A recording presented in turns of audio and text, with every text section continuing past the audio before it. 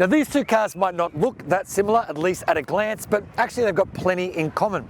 This one of course needs no introduction, it's the Ford Ranger. It's often Australia's best-selling vehicle, and this one is the fancy and expensive Platinum version. And that is its SUV sibling, the ute-based Ford Everest Sport. Same big diesel engine, same four-wheel drive capability, but that's got 7 seats and more family-friendly packaging. Well, that's the idea anyway, but are they making the right decision? See, my wife and I have just welcomed our first pup, and we've been living with these two vehicles for the past couple of months, so I'm in a pretty good position to answer that. More and more people are turning to dual cabs as their main family transport, but are they making the right decision? Or would they be better off with a ute-based SUV like the Everest? Stick around, we're going to answer that exact question. Okay, so first things first, this isn't a comparison in the traditional sense. There is an almost endless internet already dedicated to these two vehicles, two of Australia's best sellers. So if you really want to go deep, just use that little search bar at the top of carsguide.com.au. What this is though is a closer look at how each one of these behemoths fits into family life, and specifically my family life. So maybe best if we start with a little bit about us. My wife and I are city folk, and outside of the stuff I do for work, the furthest we usually venture off-road in our own time is when the local brewery's car park is being resurfaced. So I'm not going to be touching on the four-wheel drive stuff here, I'm afraid. We also have just the one baby, an 8-month-old, with his arrival already sparking this sudden interest in bigger vehicles. Not so much for their towing, payload or seating configurations, but because they're about the only things big enough to fit the mountains of stuff we suddenly have to cart with us every time we leave the house. More and more of these vehicles are being marketed as family transport, and so that's what we're really putting to the test here. And the most important thing to most families? Practicality. Well, practicality and price. And on that latter point, both these vehicles are a touch eye-watering. Our Ranger, the Platinum, is a smidge under 90k on the road in New South Wales. The Everest Sport is a little cheaper at just under 83k on the road. The first thing you notice when you first bring your bub home from hospital is just how much stuff you now need every time you leave the house. Although that's not entirely true, the very first thing you notice is this rising sense of terror that you're now responsible for a tiny human. But the second thing you notice is the space. And the reason I so fell in love with the Ranger, which is parked over there in the first place, is because despite a steady stream of mid-sized SUVs I had through my garage, I found really none could easily fit all the stuff we needed. But the Ranger could, and so can this Everest, just not with the third row of seats in place. As you can see, the usable space here is pretty minimal, but when you drop this third row, you actually get quite a nice sized boot space, but with one caveat, you do need to pack it to the roofline and deep, which means if you need anything from the back, you find yourself pulling everything out, getting what you need and putting everything back in again, which is not a problem you have with the Ranger, because you can just sort of claw down on top of it like a skill tester and remove whatever you need. The Ranger though is actually easier, and I reckon it holds more stuff. Plus you end up sort of flat laying everything in the tray rather than stacking to the roofline of the Everest, which makes getting stuff back out again much easier. The tray is roughly 1.4 by 1.5 meters, provided you stay away from those wheel arches, and we found it plenty big enough to carry everything that we needed, even for longer trips away. But there are two non-negotiables if you're buying a dual cab ute. The first of which are these side steps, which make accessing anything in the back so much easier and heaps less embarrassing than trying to crawl your way back in from the rear, a bit like a seal dragging itself out of the ocean. And the other thing that I absolutely swear by is one of these rolling covers. The reason being, you don't want to waste any of your precious and rapidly fading energy tying everything down in the back. You just throw it in, close the cover, close the back, and you're off. So the actual numbers, with the third row of seats dropped, you get 898 litres of luggage space. Should you drop the second row, the number grows to a massive 1,823 litres, but you will be effectively driving a two-seater. And I would argue that the Ranger has a huge amount of space in that tray, and you get to keep it as a 5-seater all the time. So it's a tight one, but I'm handing the practicality win to the Ranger. So if that's cargo, what about space inside? Well, fun fact about both the Everest and the Ranger, the cabin is big enough that when you install your baby seat, the front passenger can still push their seat back far enough to be comfortable. That's not always the case. We had heaps of more traditional mid-size SUVs through the garage, in which my wife's seat had to be pushed so far forwards that long trips were super uncomfortable. But the big difference between these two models, apart from the tray of course, is the third row of seats, with the Everest able to fit 2 extra humans at a pinch. Now, obviously the two models are super similar up front. In fact, you know, if you don't look over your shoulder, sometimes it's hard to tell which of the two you're sitting in, but it's really back here where the differences are massive. Obviously, I would be sitting in the tray in the Ranger. Here, I'm sitting in the third row of seats. I'm gonna be totally honest with you, this is the first time I've been in it. We only have one bub, we just don't need it. And all of the time I've had this car, this third row of seats has been folded flat, so I can have a little bit more boot space. But being back here for the first time, I can tell you, it's really not that pleasant. I'm only 175 centimeters, As you can see, my head is touching the roof. My knees are very much touching the seat in front of me. This is definitely a seat reserved for children. Definitely no adults unless you're not too fond of them. But clearly, if you need the third row of seats, then the Ranger is out of the question.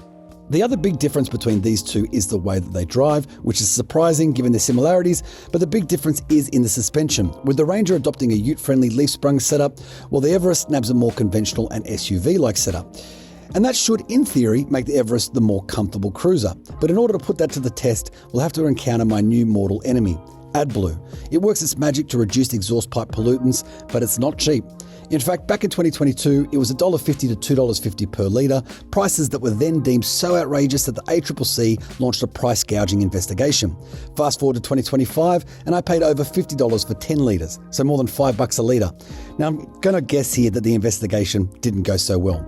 Anyway, it's a necessary evil, and my Everest has been warning me every 100 kilometres or so that the engine eventually won't start until I add it.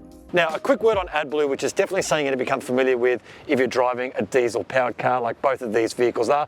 Basically, it's some magical substance that reduces the NOx emissions from the exhaust. How it works is frankly anyone's guess, but you do need to keep it topped up. In fact, the Everest has been giving me a warning every 100 Ks or so that eventually the engine will stop turning on unless I add AdBlue. That warning is now down to 100 Ks, so it's time to add it. It's easy enough. It's right next to the diesel cap. You just take the lid off and start pouring it in. The downside is this is a litre. The Everest tells me the minimum I need to put in is about 3.5 litres, which means I'll be making another stop. And I can tell you that this stuff ain't cheap, but it's just something you have to put up with when you're driving a diesel. Now, under the bonnet of each of these is a 3-litre turbocharged diesel V6, churning out 184 kilowatts and 600 newton meters, which pairs with a 10-speed automatic. And for that level of effortless grunt, a little AdBlue is probably worth it. Now, we have spent a lot of time behind the wheel of this Ranger over the past few months, in town, out of town, longer road trips down the south coast, you name it. And I've got to say, I've been really, really impressed by it. It feels positively car-like, caveat for a ute. And by that I mean it's nowhere near as refined or dynamic or as engaging as a sort of monocoque smaller vehicle would be. But as far as dual cab utes go, it is super comfy and super refined. And I got to say, I never ever get sick of putting my foot down and having that big diesel engine leap into action. You are never short of power in this thing. And I've also got to say, I really love the gearbox mostly. It is super silky and smooth. You barely notice it going about its business. However, we have found at freeway speeds, there is a kind of weird slip, I think between gears 8 and 9 or 9 and 10, where you sort of lose power for a moment before it figures out what it's doing and jumps down a cog or two. That does take some getting used to, but most of the time in the city, it's been utterly seamless. So if you are jumping behind the wheel of this thing, expecting it to be some big bruiser that you've got to manhandle around corners, you'll find it's just not that at all. It's super comfy, easy to drive. I like driving it. My wife likes driving it. It's just a really easy car to get around in. It doesn't feel like you're driving a big, heavy dual cab ute. It feels like you're driving something much, much smaller, which is a big plus. Now, that being said, it's nowhere near as dynamically sound as a smaller vehicle would be. So I can really see why more and more of these vehicles are being used as a sort of lifestyle family vehicle choice. It doesn't feel like you're making too many compromises to have that tray at the back, plus something you can take to work during the week and then bomb around with the family on a weekend without having to change vehicles is pretty good too, especially if you're wrestling a baby seat in and out of the back there. Trust me, that's the sort of thing you only want to put in once, although Isofix does make that much, much easier. If you're having a baby, mark my words, buy an Isofix ready car seat. It makes your life a whole lot easier. Now, don't get me wrong, it's still nowhere near as kind of dynamically sound as a smaller vehicle would be. It's absolutely no sports car. There's plenty of roll through the springs and you can feel the body moving when you're going around corners. But it is a surprise in the sense that when you look at it, you expect it to be far more agricultural than it is. This does drive as close as you can possibly get to an SUV while still being a ute. And I guess that's what makes a vehicle like the Ranger so popular. It does minimize the compromises, I think, between a work vehicle and a lifestyle vehicle. All right, so I'm gonna start, my AdBlue warning's going off. So see what I mean about not adding enough AdBlue? The warning's just come up again. I've still only got 100 Ks, so definitely stopping again. Apparently I can put in anywhere between 3.5 litres and 17.8 litres. And as I said, this stuff is not cheap, so watch this space. Anyway, let me start this with a very simple caveat. We have not been off-roading. We're not charging up Beer O'Clock Hill. This is purely about urban family driving and practicality. So keep that in mind when I give you some feedback on the way this car drives, because again, if I was powering up some off-road track, I'm sure I'd be far more impressed. But the reason I like the way the Ranger drives is because it drives a lot like an SUV for a ute. The reason I'm less enamored with the way the Everest drives is it drives a lot like a ute for an SUV. And there are other large 7-seat SUV options which just feel a little bit more refined and a little bit more civilized than this vehicle does. Now, that's not to say that I don't like the way this vehicle drives at all. It has plenty of diesel grunt underfoot. I actually think the gearbox is really refined. You barely notice it going about its work at all, which is exactly what you want from your gearbox, obviously. And the steering feels nice and direct and connected to the tires as well, but it just feels a bit big and billowy, like it's bouncing on a suspension, like there's a bit of roll side to side. Some of the passengers have reported getting a little bit seasick, but again, that might be more my driving style than the vehicle itself.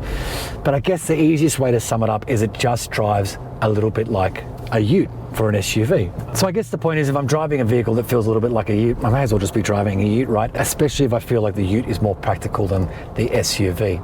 A quick point on fuel use. This is using roughly the same fuel as the Ranger, which really shouldn't come as a massive surprise, I suppose. We've done plenty of Ks. We're averaging 11.2 litres per 100 kilometres. I do think you could do better than that in other 7-seat SUV options. Unsurprisingly, it's a pretty close fought battle between the Ranger and the Everest, but if I was buying one for my family, it would be this one. I just feel like on the road, there are 7-seat SUVs that offer much the same space as the Everest, but drive a little bit better. But there are a few vehicles that straddle the ute SUV divide quite as comfortably as the Ford Ranger. Now remember, I've been living with these two vehicles for the last couple of months, and I've been firing monthly missives about what they're like to live with week by week by week. So to read all of that, head on over to carsguide.com.au.